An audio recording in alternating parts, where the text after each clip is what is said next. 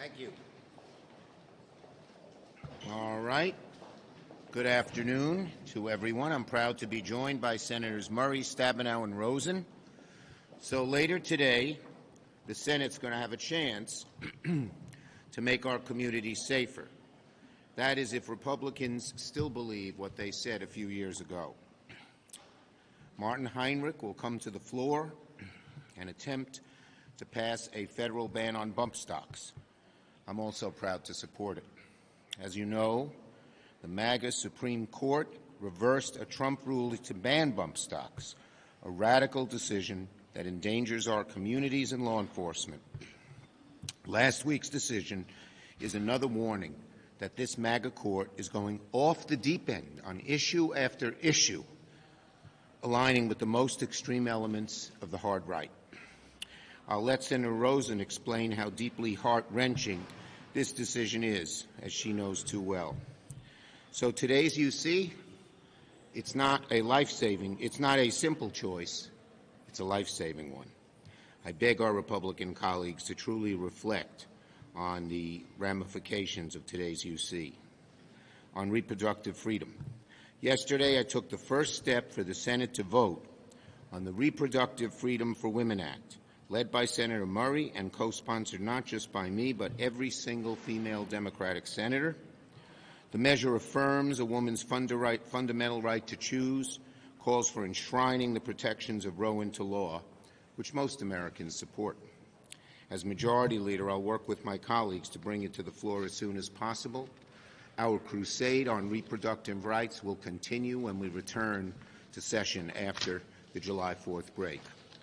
As we approach the two-year anniversary of Roe v. Wade being overturned, this month was meant to be one of bipartisanship, when the Senate came together to protect the rights of millions of Americans' reproductive freedoms. Could have been a month when both sides came together to pass common-sense legislation protecting reproductive care, like contraception and IVF.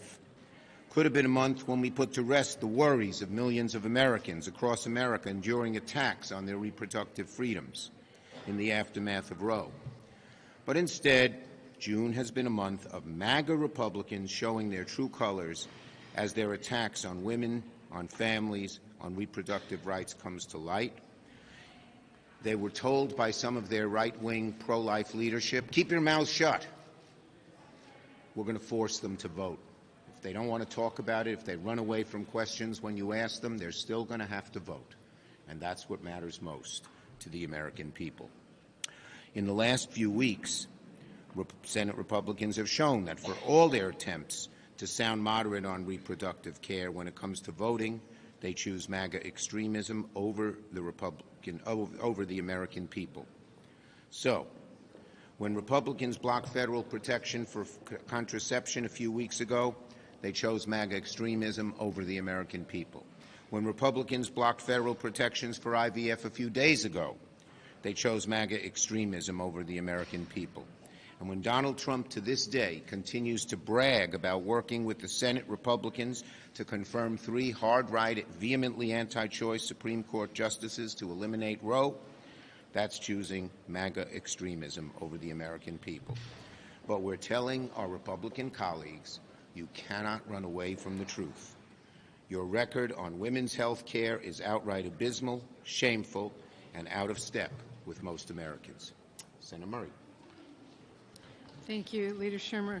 You know, the American people have seen a really sharp contrast when it comes to reproductive rights over the past few weeks. Democrats introduced legislation to protect the right to birth control. Republicans voted no. Democrats introduced legislation to protect the right to IVF. Republicans voted no. And don't forget, twice we have tried to pass legislation restoring Roe, and twice Republicans refused. So yesterday we introduced a bill that simply says women should be free to make their own health care decisions. It couldn't be more basic. I mean, if you care at all, even a little, about letting women make decisions about their own pregnancies that are right for them and their families, you should support that bill. Republicans are probably going to try to spin this, but make no mistake, we are going to put them on the record. If Republicans want to call this a messaging bill, well, the message is simple. Here is who stands for reproductive freedom, and here is who does not. And if Republicans want to pretend there is no threat to reproductive rights, well, no one is falling for that shtick. Not when so many Republicans support extreme fetal personhood laws that treat a frozen embryo the same as a living, breathing person. Not when Republicans are listening to quote-unquote experts who think birth control like IUDs are the same as abortion. Not when they have written something like Project 2025, which I spoke about earlier today. It is a literal plan for Trump to attack abortion nationwide. And we certainly are not going to let Republicans off the hook when we are already living with the painful reality inflicted on women by Republicans' anti-abortion extremism. Truly heartbreaking stories have been making national news ever since Dobs. We've seen them all. We will never forget them. And as I said at our HELP hearing a few weeks ago, a forced pregnancy does not have to make headlines to make someone's life a living hell. This is not going to go away. If Republicans are going to force women to stay pregnant, we are going to force them to be honest with the American people about their extreme position.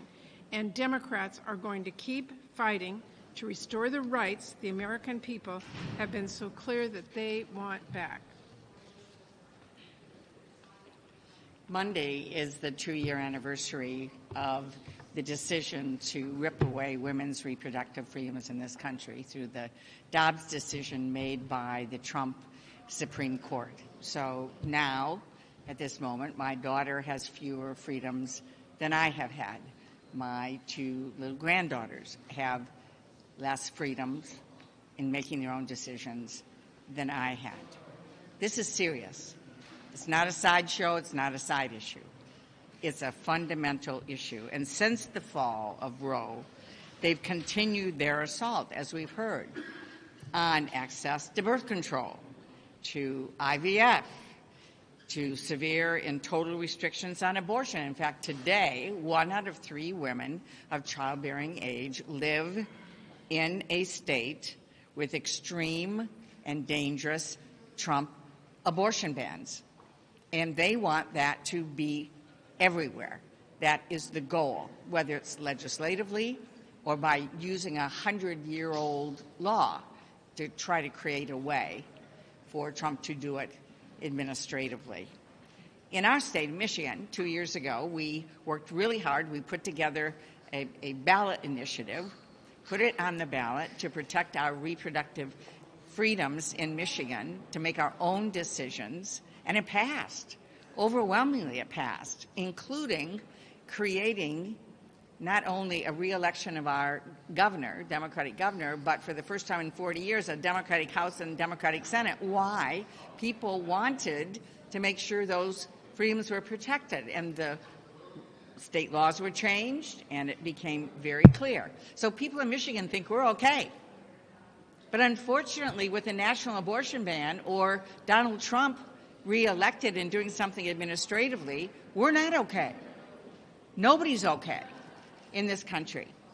Not one state, whether you're in a state that has state laws or a state constitution protecting your freedoms, or whether you're in a state that does not. The reality is that none of that will matter, and every woman in every state is at risk. So this is a all hands on deck moment. My colleagues and I have been working with President Biden and Vice President Harris to protect our reproductive freedoms, and that's why, frankly, we have been holding the votes that Senator Schumer talked about in terms of the right to birth control. Can't believe I'm saying that in 2024, the right to birth control in our country, the right to IVF to start or expand your family. And they have stopped us at every step, and now we're going to see. The next vote will be on protecting the basic reproductive freedoms for women in this country, and we'll see where they stand. For us, we know where we stand. Democrats are working every day to defend our freedom to make decisions about our own health, not a politician, not a judge. The women of this country should have the freedom to make our own decisions about our own health our lives, and our futures. And we're not going to give up until we have those freedoms fully protected.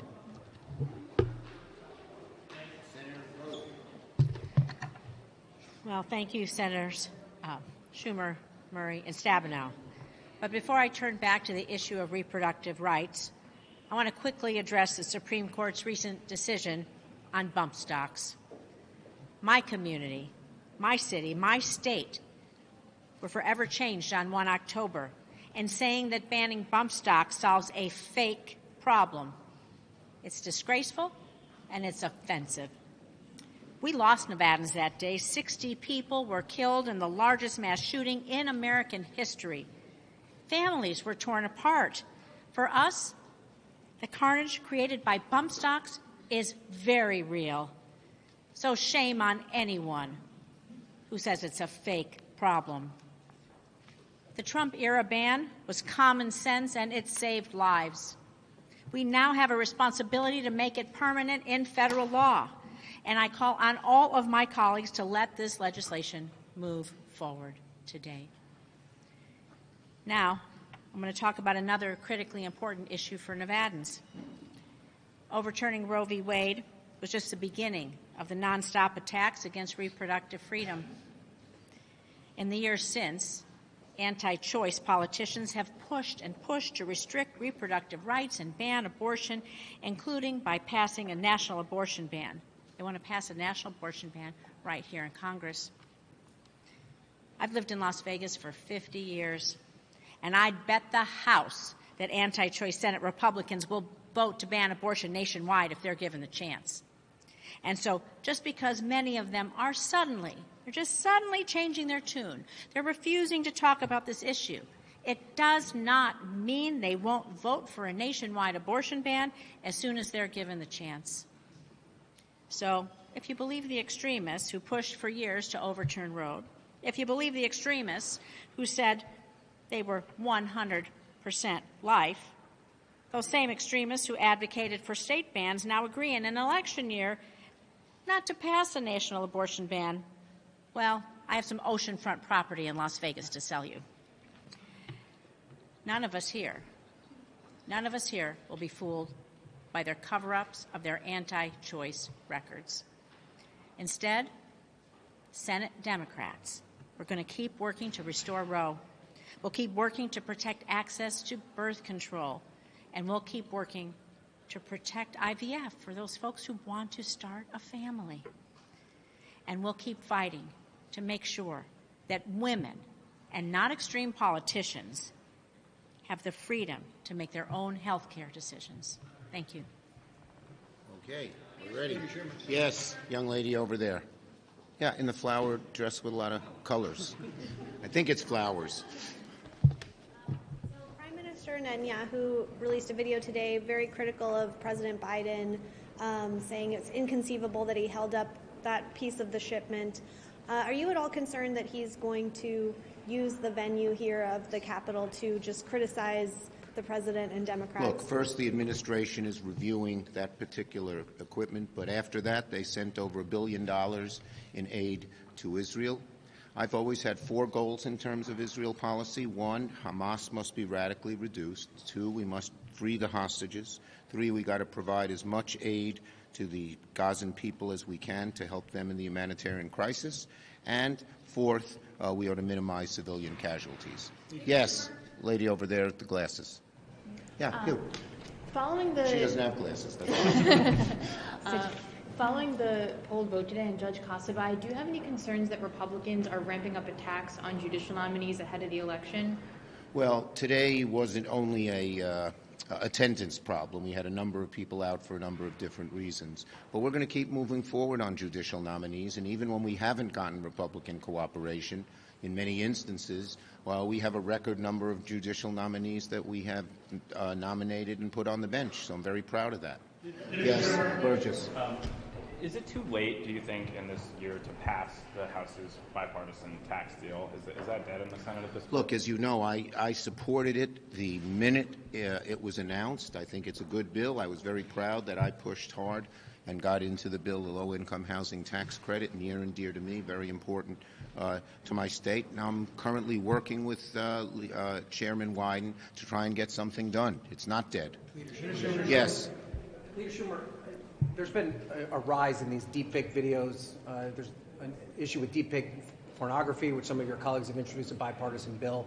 In terms of it also being a problem with President Biden, with some of these videos being taken out of context, what can Congress do to try and solve this problem, and how quickly can you act on it? Well, as you know, Senator Klobuchar, in terms of the elections issue, has passed a number of bills out of committee. One was unanimous, two did have bipartisan support, and we're going to look for a way to move those bills forward. Very important bills to us. Yes, Sahil. If Republicans block the bump stock you see today, do you expect to bring that bill up through the regular process on the floor?